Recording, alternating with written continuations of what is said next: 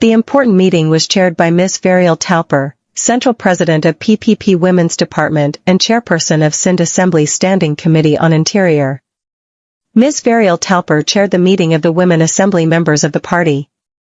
Sindh Interior Minister Zial Hassan Lanjar and IG Prisons Qazi Nazir also participated in the meeting held at Zardari House, Karachi. During the meeting, the welfare of women in jails was discussed.